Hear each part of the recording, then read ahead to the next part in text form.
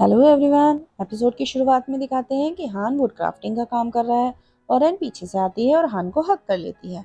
हान पूछता है कि क्या हुआ, तो रैन कहती है मुझे हक करो ना, और फिर हान भी रैन को हक करता है। रैन कहती है हान, लाइफ बहुत छोटी है, क्यों ना हम इसे खूब एंजॉय करें। तो हान कहता है क्यों, अभी एंजॉय नहीं कर रहे क्या। तो रैन कहती है थोड़ी सी कमी है, चलो मेरी हेल्प करो, और हान को लेकर अंदर आ जाती है। और हान से कहती है कि हान तुमने कहा था कि तुम मेरी कोई भी विश पूरी करोगे। तो हान कहता है कि हाँ बिल्कुल। तो रैन कहती है ज़्यादा बड़ी विश नहीं है, बस मेरे मॉडल बन जाओ। तो हान कहता है ना। तो फिर रैन कहती है देखा, अभी तो तुमने कहा था कि तुम मेरी विश पूरी करोगे और अभी मना भी कर दिया। तो हान कहता है कोई और विश करो, पक्का पूरी करूंगा। तो रैन कहती है और दोबारा मना कर दिया तो हान कहता है पक्का नहीं मना करूंगा। तो रैन कहती है कि ठीक है, तुम मेरे मॉडल नहीं बन सकते तो मत बनो, मेरा ड्राइंग बोर्ड बन जाओ। और फिर रैन हान के हाथ पर ड्राइंग बनाती है और कहती है वाह हान, 2 घंटे हो गए, तुम तो बड़े प्रोफेशनल हो, हाथ भी नहीं हिलाया तुमने। तो हान कहता है हाथ हिलाऊं कैसे, सुन्न हो गया है। तो रैन हंसने लगती है। फिर रैन कहती है कि अरे स्पेस थोड़ा कम है, मुझे थोड़ी सी जगह चाहिए। और फिर कैंची निकालकर हान की टी शर्ट काट देती है और उसकी बैक पर ड्राइंग करती है। और ड्राइंग पूरी होने पर कहती है हान पूरी हो गई, चलो चेक करो। तो हान कहता है मैं पैरालाइज हो गया हूँ, हिल भी नहीं पा रहा। तो रैन हंसती है और कहती है कि चलो मैं लेके चलती हूँ। फिर वो हान को पेंटिंग दिखाने ले जाती है और पूछती है बताओ कैसी है। तो हान कहता है कि अच्छी है, पर मैं नहाऊंगा कैसे। तो रैन कहती है हाँ हाँ बिल्कुल, तुम नहा नहीं सकते। तो हान कहता है कि अगर पसीना आया तो रैन कहती है हाँ उससे कोई फर्क नहीं पड़ता। तो हान कहता है कि अच्छा पसीने से कोई फर्क नहीं पड़ता।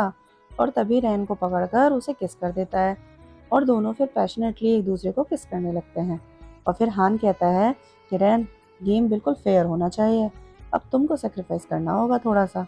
और फिर उसे किस करना शुरू कर देता है। इधर जैंग फिर से स्टोरेज रूम में जाता है और मिसेस क्यू का वेट करता है और लेटकर फोन पर मैसेज पढ़ रहा होता है जिस पर लिखा था कि कांग्रेट जैंग, आपने हाउस होल्ड होस्ट का इंटरव्यू क्लियर कर लिया है। इसे पढ़कर जैंग खुश हो जाता है। तभी मिसेस क्यू आती है और फिर से ड्रिंक करने लगती हैं। तभी उनका कॉल आता है और वो किसी को कॉल पर डांट रही थी। ये सब जैंग सुन रहा था और फिर खाना खाकर वो अपना लुक ठीक कर कर चली जाती हैं। और जैंग मनी मन मुस्कुराता है। रोज मिसेस क्यू आती थी और डेली कुछ ना कुछ करती रहती थी, कभी डांटती थी, कभी रोती थी, कभी हंसती थी, और जैंग डेली उनको देखने आता था। फिर एक दिन मिसेस क्यू ड्रंक होकर सो जाती हैं। तो जैक मास्क लगाकर आता है और मिसेस क्यू को कपड़ा उड़ाकर जैसे ही वापस जाता है तभी उसका पैर उसी टॉय पर पड़ जाता है और उसकी आवाज से मिसेस क्यू उठ जाती हैं और जैंग से पूछती हैं कि तुम कौन हो, और उसका मास्क उतार देती हैं। तो जैंग मिसेस क्यू को नजर भरकर देखता रह जाता है। तो मिसेस क्यू कहती हैं कि ऐसे क्या देख रहे हो। तब जैंग कहता है सॉरी, और टिश्यू पेपर देता है और कहता है कि आपको शायद इसकी ज़रूरत है। तब मिसेस क्यू टिश्यू लेकर अपना फेस ठीक करती हैं और जाने लगती हैं, मगर वापस आकर कहती हैं कि बेहतर होगा कि अपना मुंह बंद रखो, और कहकर चली जाती हैं। और जैंग हंसते हुए उनकी नकल उतार कर कहता है कि बेहतर होगा अपना मुंह बंद रखो। और फिर रोज़ की तरह ही जैंग स्टोरेज रूम में जाता है और मिसेस क्यू का वेट करता है, मगर मिसेस क्यू आती हैं और फिर थोड़ा सा वेट करके वापस चली जाती हैं। ऑफिस में पहुंचकर मिसेस क्यू की सेक्रेटरी बताती है कि हमें मिस्टर वॉन से मिलने जाना है, नीचे कार आ गई है। इसके बाद मिसेस क्यू लिफ्ट का वेट कर रही थी और तभी उनको जेंग दिखाई देता है और वो उससे छिपकर चली जाती हैं। मिसेस क्यू और सेक्रेटरी गाड़ी में बैठे हैं और सेक्रेटरी मीटिंग के बारे में उनसे डिस्कस कर रही है, पर मिसेस क्यू पूरे वक्त जेंग के बारे में सोच रही थी। तब सेक्रेटरी कहती है कि नए स्टाफ के साथ कंपनी डिनर है, आप वहाँ चलेंगी क्या। तो मिसेस क्यू कहती हैं कि हाँ चलूंगी। आगे दिखाते हैं कि हान गिरे हुए फूलों को चुग रहा है। तो रैन कहती है कि झाड़ू से हटा दो ना, एक एक करके क्यों हटा रहे हो।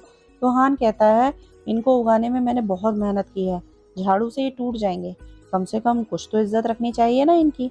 फिर रैन कहती है कि एक आइडिया है मेरे पास। फिर वो एक पेपर पर ड्राइंग बनाकर एक एक करके फ्लावर को उन पर चिपकाती है। इससे हान उसकी हेल्प करता है और रैन कहती है कि इसके पूरा हो जाने के बाद इसे लैमिनेट कराकर स्टूडियो में रख लूंगी, इससे तुम्हारे फेवरेट फ्लावर्स के साथ मैं हमेशा रह पाऊंगी। फिर हान एक फूल रैन के बालों में लगाता है और मुस्कुराता है। आगे दिखाते हैं कि हान बेड पर बैठा है और तभी रैन शावर लेकर भागती हुई आती है और रैन के ऊपर बैठ जाती है और हान उसके बाल टॉवल से पोंछता है और फिर धीरे से मुस्कुराते हुए रैन को किस कर लेता है। दूसरी तरफ मिसेस क्यू मीटिंग रूम में है और प्रेजेंटेशन दे रही है। तभी जैंग आता है और सॉरी कहकर बैठ जाता है। आगे दिखाते हैं कि जैंग बैठा हुआ है और मिसेस क्यू को हाई करने की कोशिश करता है, पर वो उसे इग्नोर कर कर चली जाती हैं। तब जब सब लोग जैंग से कहते हैं कि आज कंपनी डिनर है, तो बताओ कहाँ चले। तो जैंग कहता है कि नीचे एक रेस्टोरेंट है, सुना है वहाँ फ्राइड चिकन बड़ा फेमस है, वहाँ चलते हैं। तभी मिसेस क्यू बाहर आती हैं और सब उनसे पूछते हैं कि आप भी चलोगी, तो वो मना करके चली जाती हैं। सब लोग रेस्टोरेंट पहुंचते हैं और ऑर्डर करते हैं। इधर मिसेस क्यू ऑफिस में बैठकर सोचती हैं कि जैंग ने उनको स्टोरेज रूम में फ्राइड चिकन खाते देखा था, इसलिए उसने जानबूझकर सजेस्ट किया। मेरी इमेज खराब करना चाहता है क्या वो?